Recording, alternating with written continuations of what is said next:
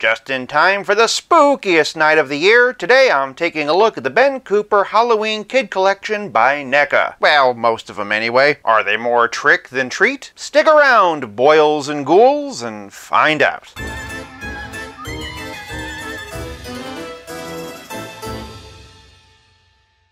Welcome to 5 Points of Articulation and Happy Halloween! Starting with the packaging, and these are really fun homages to the original Ben Cooper Halloween costume boxes. We got the various monster pictures, and that classic Ben Cooper logo, along with the NECA logo in a Ben Cooper font. Just like the real thing, the boxes are all pretty uniform except for the names up top. They're numbered on the sides. As you can see, I am missing a few. But hey, as long as I turn the boxes this way, I don't have to worry about all those pesky feelings of being a completist. Flipping around back, we see all the available figures. The only ones I'm missing are this alternate devil, the phantom, and the vampire girl. Down here is the credit, and for packaging, I'm giving Ben Cooper a fantastic 5 points. Moving on to presentation, and despite the box saying they're 5.5 inches, they're actually closer to 5 3/4, or thereabouts 14.5 centimeters. They also all have the exact same body, which I'm assuming is reused from the Halloween 3 trick-or-treaters. Starting with the creature from the Black Lagoon, and that's a little girl. You can tell by the pigtails. I do like the detail of the tied-off string. Obviously the mask is a lot of fun, but how's she supposed to breathe with no air holes? The material is kind of like a pleather, with the graphic printed on. The only other detail are her nicely painted sneakers. The number 2 figure in the series is the Devil. This time it's a little boy. Lots of fun painted detail there. And again, the eyes staring at you. This Devil's a pretty happy little guy. What church wouldn't want him at the trunk or treat? He's got the same shoe sculpt, but these ones are just white. Number 3 is the Frankenstein's monster, and I have to admit, this is my favorite so far. It reminds me of the scene in Monster Squad where the Frankenstein monster looks at a mask of himself. I know the red lips and nails are supposed to be gore, but it kind of looks like he's trying to pretty himself up. This kid's shoes are brown and red. To be honest, they kind of remind me of bowling shoes. Number 4 in the series is the Mummy. When I was a kid, my parents just wrapped me up in birthday streamers. I will say I like the fact that NECA included boys and girls in different skin tones. It adds a lot more variety to the display, but I do feel like there's a missed opportunity not to have done textured hair. Still, the focus is the costume, and it looks great. The simple black, white, and red motif is very striking, and to be honest, this one does look the most like the monster it was based on. Same shoes, of course, but this time they're basically red. Number 5 is the Skeleton. I'm not sure if Ben Cooper was going for this, but the colors in the mask kind of remind me of a sugar skull. And honestly, if you could just give me this picture as a poster, I would absolutely hang it up at Halloween time. Maybe even all the time. I also really dig the bones on the legs, even if it does technically give him 4 feet. Appropriately, this kid's kicks are a very skeletal black and white. Number 7 is Dracula. Again, I love how colorful the masks are, and I can't speak well enough of just what a good job NECA did with them. Judging by the lips and fingernails, Dracula's every bit as fabulous as the Frankenstein monster, but I like how Ben Cooper designed this to have that ghastly white face standing out against the colorful costume. Incidentally, his shoes are also the same as Frankenstein. I guess they must be on the same bowling league. Lastly, for our look today, and number 10 is the Witch. I will say I do think it would have been nice if they could have given her a different head. I'm not sure every little girl needs to have pigtails. For a witch in particular, some long hair would have been cool. Hopefully future waves give us a bit more variety. Once again, the mask is a lot of fun, and let's be honest, this witch is living her best life. All the little spiders are a nice touch. Incidentally, this one's wearing the same blue shoes as the creature, but with no socks, they're all gonna get blisters. Although I would like to see some more hair options, this is still very clever reuse. It keeps the focus on the costumes, and the costumes have a lot of personality. NECA did a superior job recreating these vintage looks. Not only the colors and details of the masks, but also the prints on the costumes. Additionally, the diversity adds some nice variety to the shelf. For presentation, I'm giving the Ben Cooper Halloween Kids 5 points. If you're enjoying this video so far, please do me a favor and toss a like in my proverbial treat bag. Moving on to posability, and they all have the same basic articulation. Emphasis on basic. From the top, and the heads appear to be on dumbbell joints. Since none of them have long hair, they all look up the same, which is to say, not at all. But hey, do you want this looking up at you? Fortunately, down is no trouble. They also have a good amount of tilt so they can move in for the kill. And of course, side to side. Moving on down, they have swivel hinge shoulders that can raise really high. But then traveling down the arms, they have bicep swivel, devilishly deep bends on the double jointed elbows, and swivel hinges on their skeletal thin wrists. Move into the middle and all they have are diaphragm joints. The thing of it is they don't really get any forward or back. In fact, all they really do is get a bit of side to side, but even then I'd be afraid of moving them around too much and chipping the design. They can kick a perfect 90 degrees. That said, I wouldn't test the split too much unless you want to risk splitting the seams. Traveling down the leg though, and there is twist in the thigh. Single jointed knee unfortunately, but their ankles can hinge, and like me, going from hating these costumes as a kid to loving them as an adult,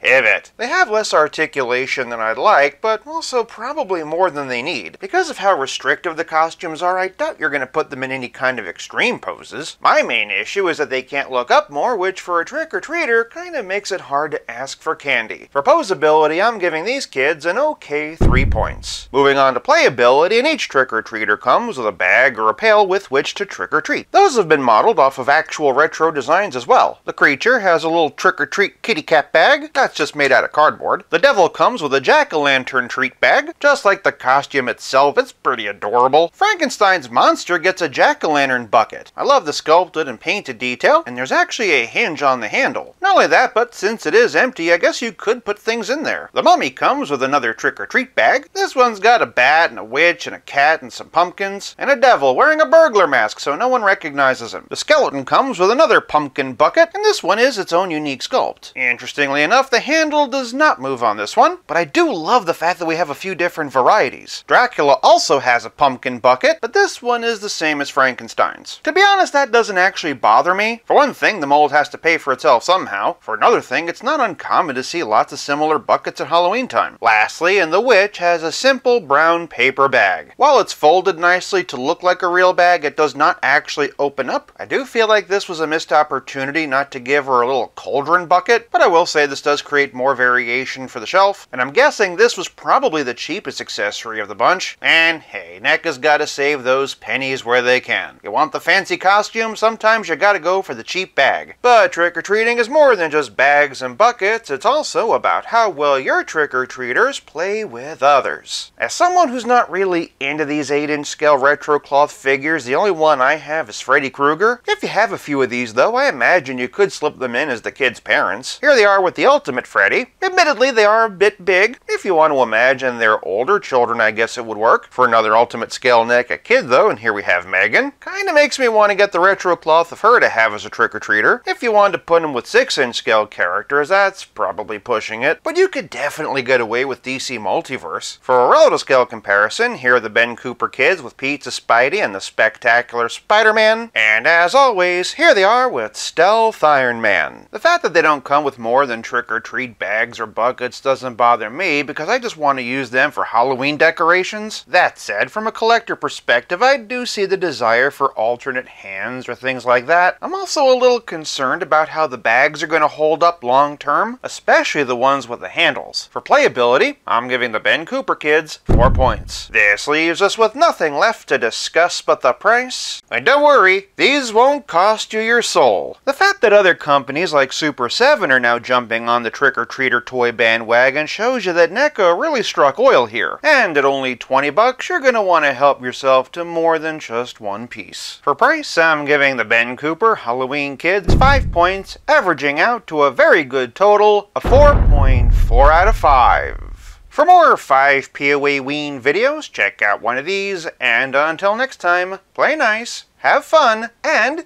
be spooky.